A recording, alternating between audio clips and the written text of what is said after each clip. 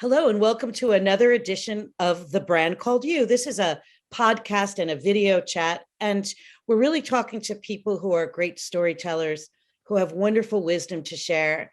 And my name is Lisa Lipkin. I'm your host. And if you're new to this channel, you want to click the bell icon and subscribe. Well, I told you we're talking to people with great stories to tell, and today's guest is no exception. Narges Meraj lives in the Netherlands. She is in many ways living the best time of her life. Narges is about to give birth to her first child. She's about to move into her first brand new home in Rotterdam. She has a relatively new job working at LyondellBasell it's an American chemical company, but she works in Rotterdam as a contract specialist. So at least on the surface, it's really the best time of her life.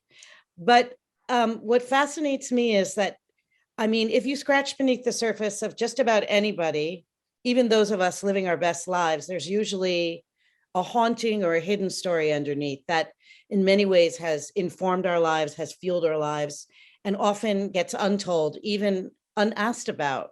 But today I'm asking Narges about her story because it's one that I think is more and more increasingly familiar. That is the story of a refugee that came to a country not out of choice, not because they were following a lover or they were given a great job, but out of duress. And that's what happened to Narges. She came to the Netherlands via several countries, starting with Afghanistan, then Pakistan, and then Russia until she finally arrived here. And Narges, I'm very, very interested to hear how you came from Afghanistan to the Netherlands and flourished and survived and became, your happy self. Or maybe not, but I'd love to hear about it. Welcome. Thank you, Lisa. Nice to be here today. Thank you for inviting me. That's correct, what you just summarized. I was born in Afghanistan in 1991, just when it was in the middle of the Civil War.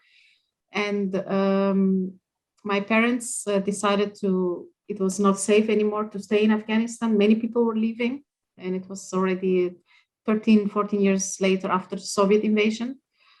So we left for Pakistan and lived there for a year or two. And after that, my parents decided to move further away from that region. So they decided to go to Russia, to former Soviet country. Many Afghan people were taking that path.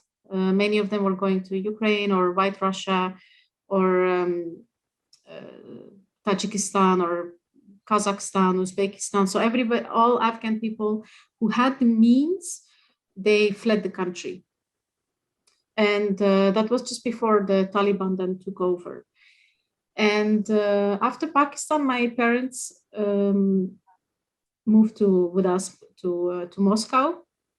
Also because my father, he was a judge and he studied in Moscow in the years before we fled. So I think it was in the 70s.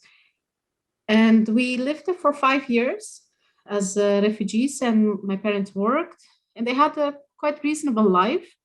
But due to the racism and anti-immigrant sympathies, fascism, it was not really safe for them anymore because of also the color of my father's skin. It was quite dark. My mother could be seen as a Russian. She's very light and she has green eyes, but my father was the opposite.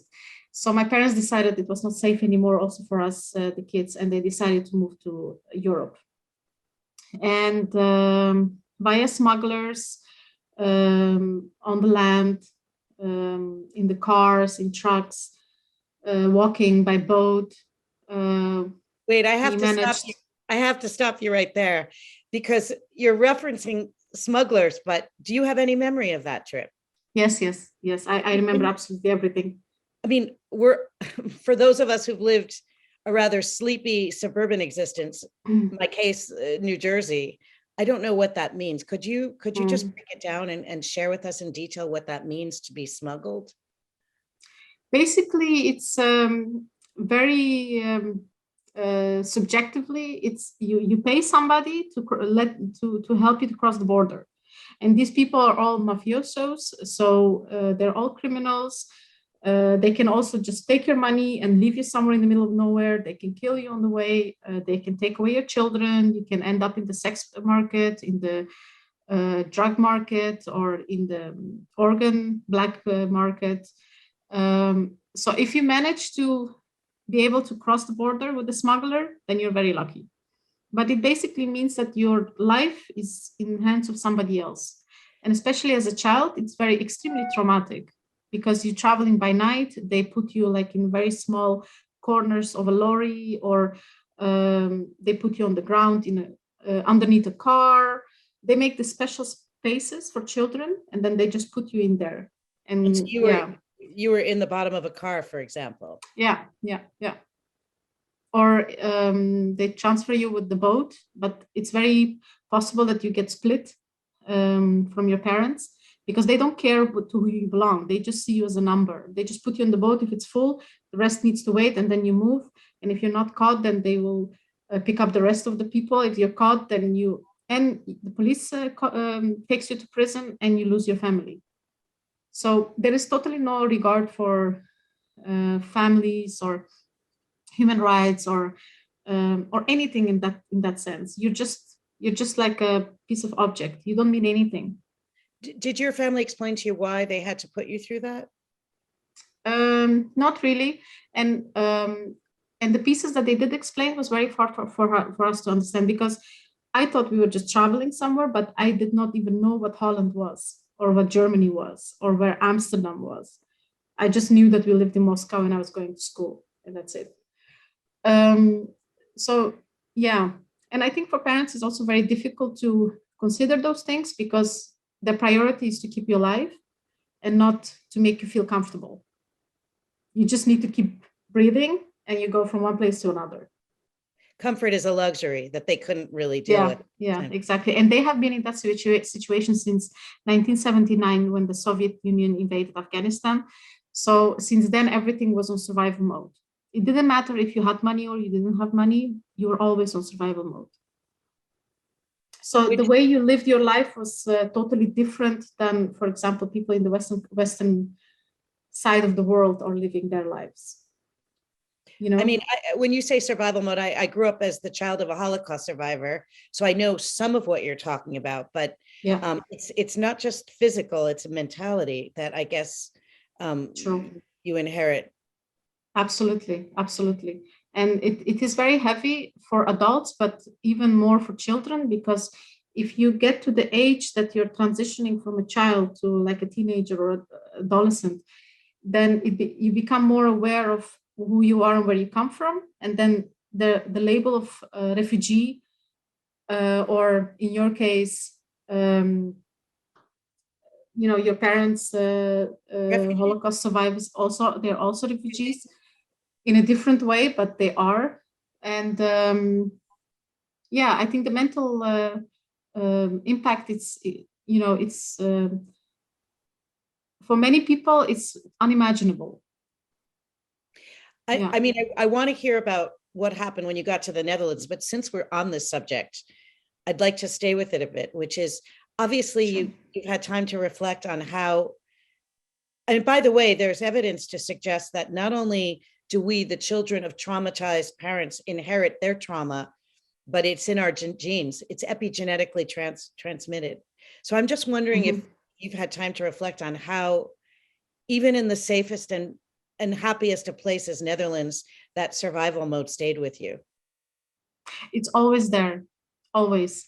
The way I live my life, the way I communicate with my friends, my social network, my professional job, it's always there. It will never leave, because it goes from, as you said correctly, it goes from a generation to a generation. And it will take quite a long time before that has been, I would not say erased, but before people are living really a dignified life in such terms that they are not followed by the trauma of the previous generation. How does it enter your friendships, for example? Well, maybe very bluntly, but I don't have friends that are, for example, pro-capitalism, or people that are thinking very liberal because it's also not their fault, but they're grown in a certain system, and they don't realize that they are in the system that damages and destroys other parts of the world so they can be comfortable. So when I select my friends, I make sure that I don't have friends that are thinking like that or not behaving like that. And if they do, I try to make them a little bit more aware of how they live their lives and how they follow the system, and therefore maintaining the system, how that affects how that affects other countries who are suffering because of these systems. For example, countries like, now today it's Ukraine, very, very recent in the news, and we know what's happening, but Afghanistan has been in that position already since 1979, and it's been more than 43 years. So for many people, it has become normal that Afghanistan is such a situation, but it should not be. And the people living in the West, they should realize that by the way they vote, the way they purchase, the way they live their life, it affects countries like where I come from. And it's important to make them aware by telling the stories like this, like what you do.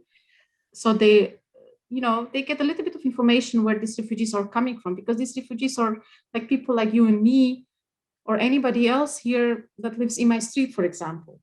It could happen to anybody. And it wasn't even that long time ago that it happened in the Netherlands, but people tend to forget. Yeah.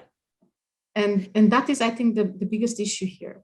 I mean, you spoke about its implications globally, but how about on a personal level? I can tell you from my own perspective, I had a hard time discerning between real and imagined fear growing up. I didn't know what to be afraid of and what not to be. And I wondered if trust and fear kind of affected you personally as well growing up, or even now. Definitely. A lack of trust in certain people, in certain role, let's say, between brackets, role models around us, around me. It definitely made a certain level of fear and antitrust actually grow. And it took me, I think, 12 years of therapy to process a little bit this type of traumas and fear and the lack of trust in people. So it's something you really need to work on. You need to be conscious of that there is this problem, because every single refugee has trauma.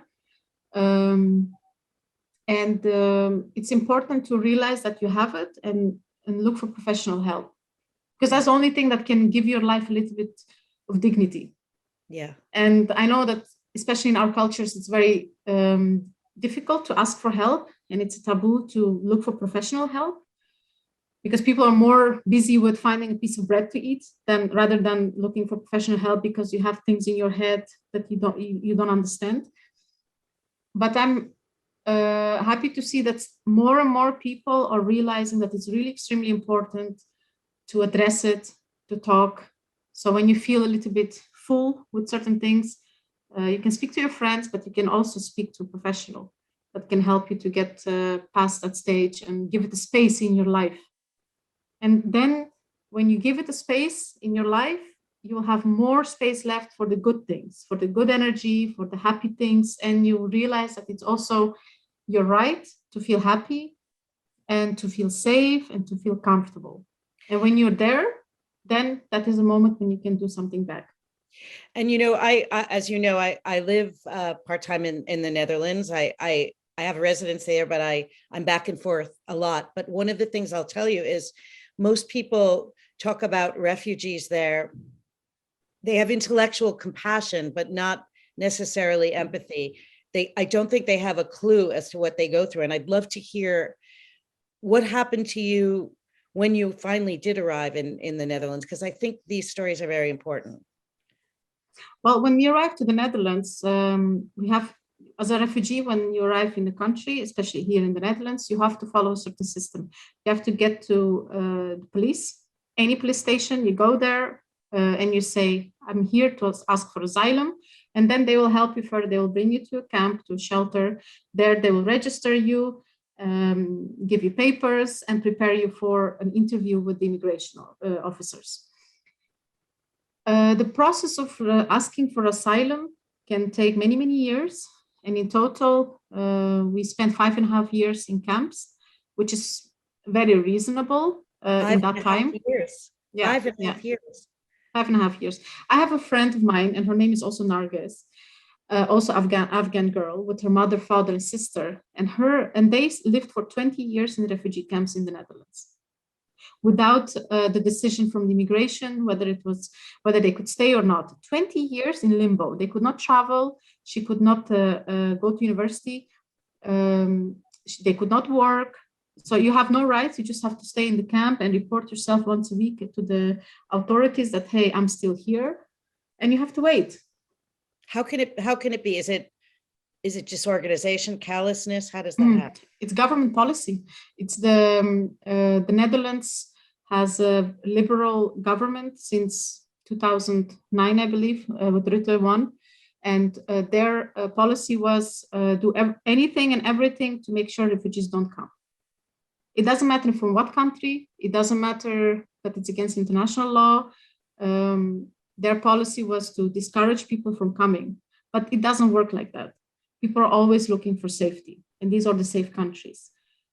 And they also tend to forget that their foreign policy made these refugees. So they're not totally innocent in that regard. So sometimes when I try to tell this to people that I know and certain friends, it's for them an eye-opener, because they don't connect these dots with each other. Can you tell me about specifically how one domino leads to another in your mind? I mean, yeah, if you think about it, children, especially in case of, let's take an example as a child, because I went through that. As a child, I was in Pakistan, in Moscow, and then in the Netherlands. And when we came to the Netherlands, I started to get older and more conscious. I was 10 years old, and that was the moment I noticed that I was a bit different. Different in terms of that I didn't have my own house, or I didn't have my own things. There was very little attention to mental health of children. So you already unconsciously carry a certain level of trauma with you, because you cross borders, you cross countries, and you don't have friends, and you don't have any stability. You don't always have food to eat. You cannot shower for 2 months. In my case, when we were traveling from Russia to the Netherlands, it took us 2 months, and we could not take any shower on that way. So at a certain point, when you arrive in a place where you do have a little bit of stability, all of these things hit you at once. And then you realize, and you grow up very fast. So you don't really have a childhood. You kind of become an adult, and then you wonder, why is it like that? Why am I different than other children that I see outside with their parents on the bicycle, or they go to the beach, or they go shopping? And as a child, it's a very normal thing to also be a bit jealous, and and then that is the moment when you realize that you're missing things in life. And realizing that you're a refugee and you're not wanted adds to that trauma.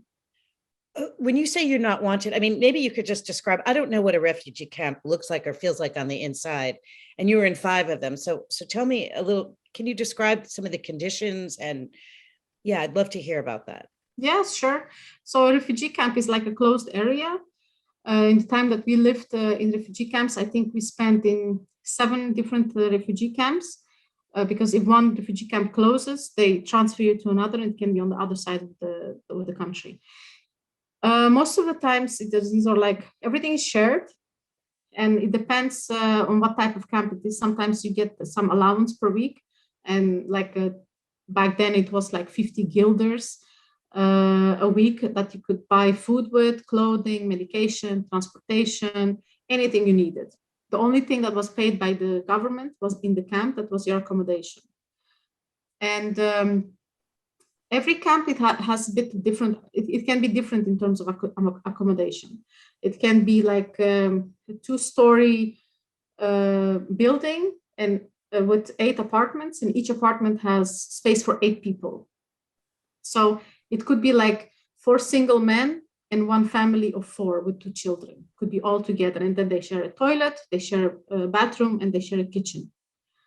But it could also be like 2 families of 4 and 4, or if there are small families of, for example, 3 people with 1 child, you could have 2 families of 3 people and then 2 single men. So they could mix anything and everything with each other, which created a lot of tension and all different type of people with each other, and everybody's traumatized. So that's a recipe for disaster. So you can imagine that there would be also fights and arguments and aggression, but that is, you cannot really avoid it because people are traumatized and there is no regard for their mental health. There is no support for it, which causes it having a bad reputation in the news with the public. Oh, you see, refugees are coming, creating problems. But they don't really ask themselves, okay, but under what circumstance are these people living? And many people live there for many, many years without any decision on their cases, on their asylum cases. And after 10 years, you can still get a rejection and be deported. So, yeah, you have different type of camps, and there's maybe a doctor. There's usually a doctor in the camp. If you want an appointment, you can go to the doctor. There is security. If there is any problem, you can go to the security. But imagine there are 2,000 people living in one camp, and there is very little support and facilities for them also to spend their time because they cannot work. Many people would like to work because they can, but because there is no permission for them to work. So they're sitting 24/7 inside of like a prison. Obviously, it's safe. It's better than where they came from because they came from a war-torn region. But when you get to a safe place, then your mind starts to work and your mind is not at ease and your mind needs help. And that help you never get. Yeah. And I think you kind of experienced that personally. I think with your own family, I think your father also had a bit of problems, if I'm not That's mistaken. correct. No, that's correct. We were just 3 years in the Netherlands, and my father was a very aggressive person. So he stabbed my mother 30 times inside of an asylum camp. Thankfully, my mother survived it. And you can imagine that in a normal circumstances, if this would be happening in a community, there would be a lot of support from the community. But because you're already living in a refugee camp, you're already away from the community. Nobody knows you're there. Nobody knows you exist, and nobody knows what's going on. So after this incident, they took my father to prison and my mother to the hospital. And there were 3 children in the middle, and there was nobody to take care of us. It was me, my brother, and my little brother, who was 2.5 years old, and my older brother, who was 1 year older than me. So at that point, that was the moment that I lost my childhood, and I had to become an adult, and I had to take care of my little brother, because my little brother, who was 2.5 years old, he saw the whole thing happening. He was there in the house when it happened, and he got very traumatized and carried that trauma for a long time with him. So for me, that was a moment to let go and leave behind anything that was innocent and, the child, the playfulness, the little that we still had in us. And there was a moment to be an adult, to cook, to wash, and to take care of administration, to take care of the money, the groceries, the clothing, the school. And I've been doing that since. Yeah. I wonder how your new child, your baby that's about to be born, I wonder if you feel in some ways it's a new start for both of you, not just your child. Or are you frightened that you'll bring some of your own traumas with you? I mean, I'm curious if you're consciously thinking about how you're going to do this without bringing some of those traumas, I suppose. Yeah, I love that you asked this question. Actually, that didn't even cross my mind to discuss that, but I'm really happy you asked it because it made me very aware and very conscious on how I want to raise my daughter. It's going to be a girl, by the way. Really? And yes, yes. And if God willing, and I have the still the stability and the safety that I have now, I would be very conscious in how I raise her in terms of stability and in mental health. And also to answer your question in how I would try not to let the negative sides of my trauma pass over to her and affect her life. Obviously, she will know when she's a bit more older, and she will know where we come from and where her mother is raised and born and raised, and where her grandmother is born and raised, and what her grandmother had to go through. These are stories that I do would like to tell when she's a bit older, when she understands things.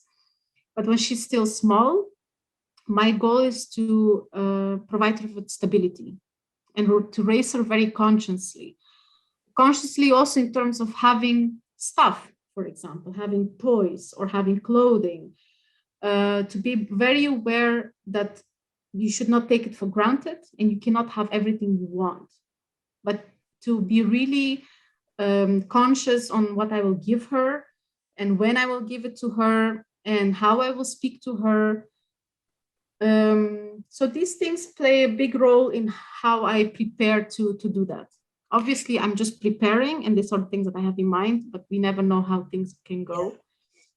You're reminding me of a story. I used to be in a group for children of survivors. It was kind of a group therapy because, as you said, there's no other way around it unless we do the work. And I was haunted. He was a big head of neurology at a major medical center in New York. And his girlfriend at the time had a child. And he remembered watching this 5-year-old playing in the most joyous, careless way, climbing up a tree. And he said he had the most, like this impulsive need to just squelch it because he didn't know what to do with it because he had never seen just free joy, unabashed. He almost wanted to destroy it. I don't know. I mean, I wonder if you'll be even familiar with a certain kind of, joy free of all of that. I'm fascinated by that. I think it will never be 100% because it's just mentally, I don't think it's possible, but I think it is possible to really enjoy it. Because if your child is happy, I think you will be automatically happy. But I understand his feeling because I do see it with my husband's nephew and the way his relationship is with the father. They just sometimes cuddle and they talk so sweet to each other that I'm like, this is so strange, but actually this is very normal. This is how it should be. So it makes me a little bit jealous, but I'm also very happy to see that that the majority of the families are not broken and they're like complete family, whole families, and that they really take care of each other and look after each other. And the children can be happy and play joyful and are really children. And maybe it will be very healing for you as well to heal that. I'm sure it's already a very special experience to knowing that something is growing inside. It's so weird. But the longer I'm pregnant and the closer the date is coming of the delivery date, and I'm realizing that, oh wait, later I will have this little bundle and what am I supposed to do with it? So already the hormones, like they're very positive and they're very happy because there is nothing to be not happy about. Yeah. At least for me, not. And I'm experiencing it in a very positive way. And I think that she will help to, if there is still a little bit of trauma left that I'm maybe not conscious about, or maybe I'm not thinking too much about it, I think she will be able to take it away.